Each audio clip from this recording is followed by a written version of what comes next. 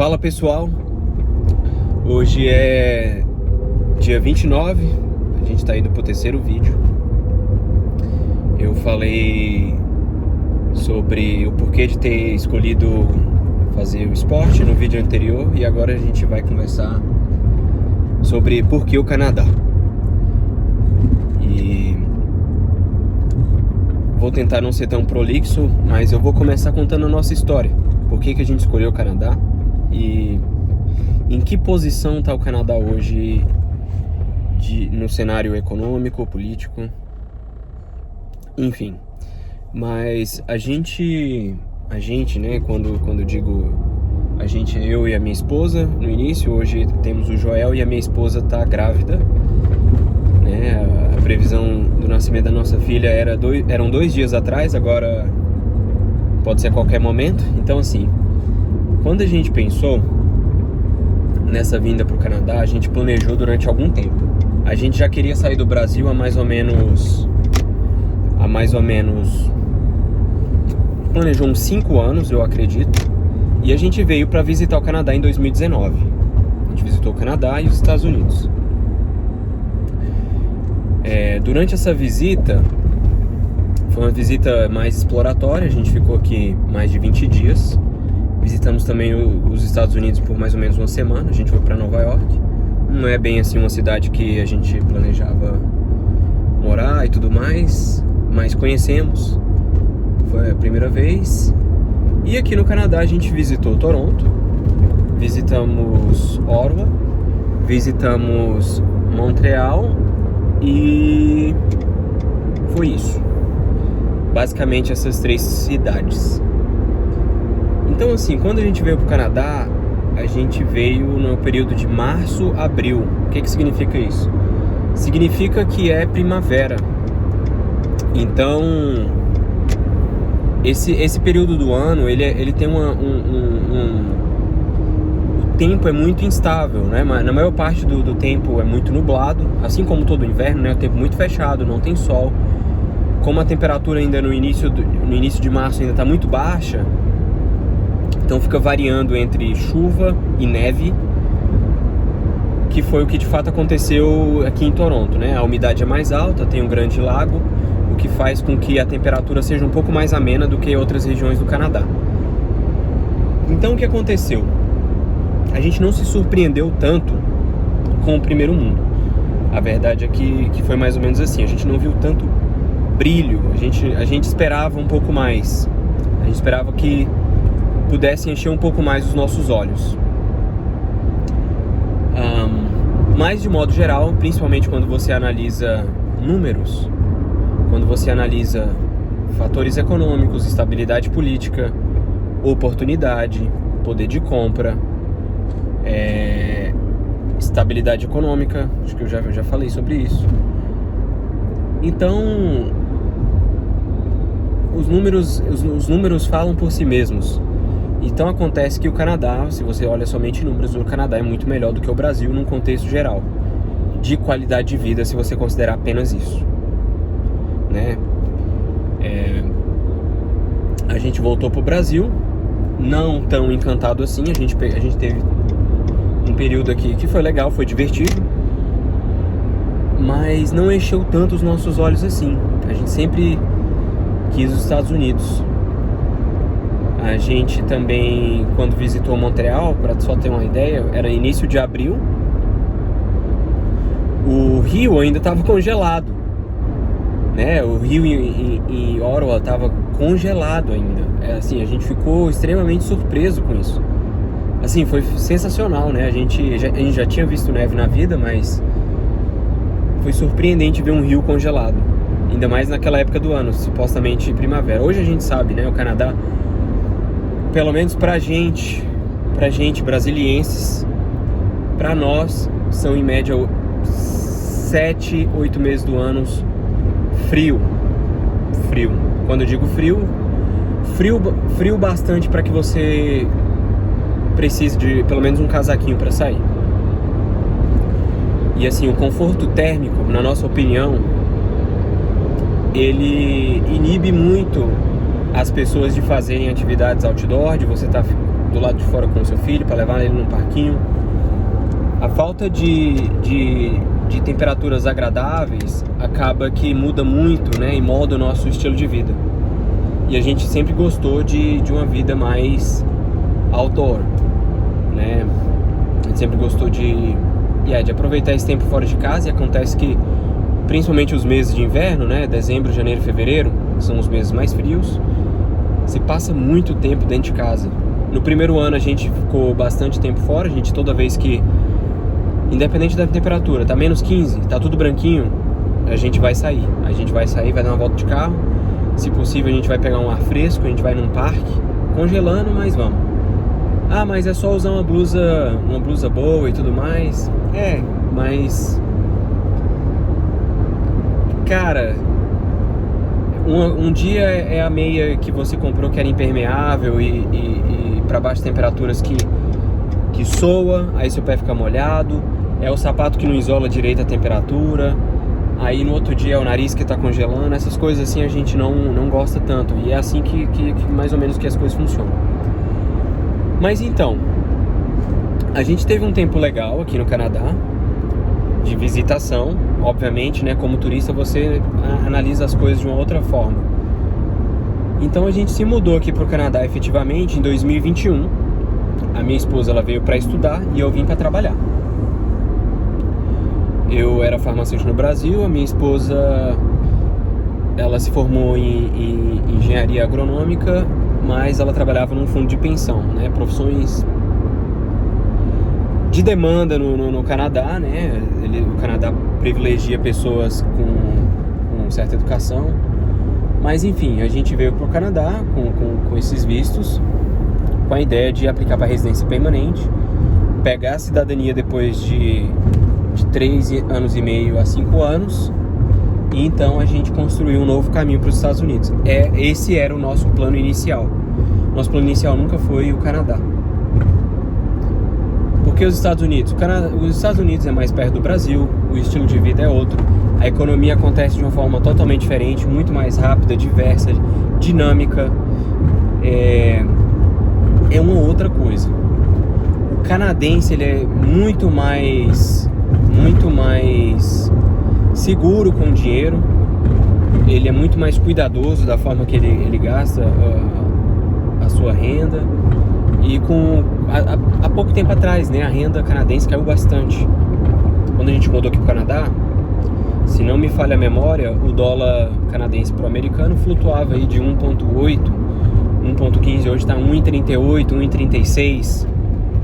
Então assim, a gente perdeu mais poder de compra ainda com o tempo. Sem falar do Brasil, né? Quando a gente saiu do Brasil, era durante a pandemia, o governo Bolsonaro e o ministro da Economia era o Paulo Guedes. A gente infelizmente acabou se decepcionando um pouco nesse aspecto, porque o dólar o real perdeu muito poder de compra. Queria me desfazer dessa linha, mas a gente perdeu muito dinheiro só com poder de compra na hora de converter e trazer aqui pro Canadá. E aí, como a inflação já detona, né, seu poder de compra com o tempo, a gente não queria perder mais dinheiro com a desvalorização do câmbio. Então aconteceu que, assim, isso infelizmente eu fui enviesado pela ala menos conservadora, pela ala mais liberal, de que descrençava total, né, da estabilização da moeda e talvez até uma recuperação cambial. Não aconteceu, quer dizer, não aconteceu naquele momento, né? Depois um pouco deu uma estabilizada, o que teria sido ótimo se eu tivesse mantido meu dinheiro em renda fixa. Não fiz, trouxe ele todinho para capital estrangeiro. Enfim, perdi muito dinheiro quando a gente veio para cá. Mas voltando, nessa história, a gente saiu... Falando nisso, eu lembrei de uma coisa. Próxima vez que eu for contar essa mesma história, eu vou trazer a minha esposa pra gente contar essa história juntos. Sem dúvidas ela seria muito mais divertida. Mas a gente fez esse planejamento durante algum tempo. A gente já queria sair do Brasil há muito tempo. A gente ia e voltava nesse plano. principalmente porque a gente cresceu em Brasília, a gente nasceu e cresceu em Brasília, e todos os nossos amigos são concursados, são bem de vida, assim, são estáveis, ganham um bom salário, vivem bem, se a gente comparar com o restante do Brasil. Então, assim, a gente sempre, volta e outra, a gente era picado, né, por essa falsa sensação de estabilidade. A gente era tentado a talvez buscar esses planos para estar mais perto da nossa família, poder fazer planos de fazer viagens, né? Bom, vocês sabem como é que é a vida de um concursado, principalmente de Brasília, se for a nível federal ou seja lá qualquer que seja. Então aconteceu que a gente fez esse planejamento para vir para o Canadá. A gente queria vir o mais rápido possível e a gente encontrou que a melhor forma seria essa. A Jasmine já era fluente em inglês, então assim a gente poderia tentar o Express Entry. A gente na verdade fez a nossa inscrição, a gente ficou até abalado porque a nossa pontuação na realidade era menor do que quando a gente fazia as nossas simulações. E aí a gente resolveu aplicar por essa modalidade, né? Através do visto de estudo e trabalho. A gente chegou aqui em 2021, a gente saiu do Brasil em junho de 2021, a gente foi pro México. Durante a pandemia, se a gente quisesse ir para os Estados Unidos ou para o Canadá, a gente teria que fazer uma quarentena. E aí, eu, por ser farmacêutico, já tinha sido vacinado com as vacinas chinesas. Contudo, elas não valiam, né? Se fosse nos Estados Unidos ou no Canadá. Elas não eram aceitas nem reconhecidas. Então a gente pensou no seguinte: vamos para os Estados Unidos, vamos terminar a nossa aplicação do visto lá. A gente já tinha feito todos os exames. A gente só estava esperando a embaixada solicitar nossos vistos para emiti-los no passaporte. Então a gente foi para os Estados Unidos, ficamos um mês e meio na Flórida. Tempo que foi muito bom. A gente gostou muito. Naquele momento a gente já sabia, quando a gente for para o Canadá, a gente não vai ficar satisfeito. A gente vai achar as coisas bem mais ou menos e aí a gente vai querer ir embora. Dito e feito, mas continuando, a gente foi pro México, ficamos 15 dias, fomos pros Estados Unidos. A Jasmine tomou dois shots, ela tomou um e depois 30 dias depois. Eu acabei tomando aquela se não me engano, era da Janssen, que significava que você tomava uma e já valia como duas. Tomei 3 vacinas. E aí chegamos aqui no Canadá em setembro, perto das aulas começarem. Como é recomeçar num outro país? Bom, eu não fazia ideia. Claro que cada um vai ter a sua história, a sua própria experiência. E também eu tenho a minha. Qual é a minha história? Qual foi a nossa experiência? Eu cheguei aqui crendo que meu inglês era médio, né, intermediário, né? Fiz escola de inglês muitos anos, sei lá, uns 5, 7 anos de inglês em escola de idiomas, o que me deu certa segurança, assim. Eu pensava que sabia inglês. Lei do engano. Minha esposa, ela é super talentosa com idiomas, ela também fala espanhol fluentemente. Assim, pessoas nativas de países que a gente já visitou achar que ela era nativa daquele país. E ela também sabe francês. E aí aconteceu que a Jasmine não teve problema nenhum, mas eu tive esse problema com a língua que pra mim foi bem desafiador.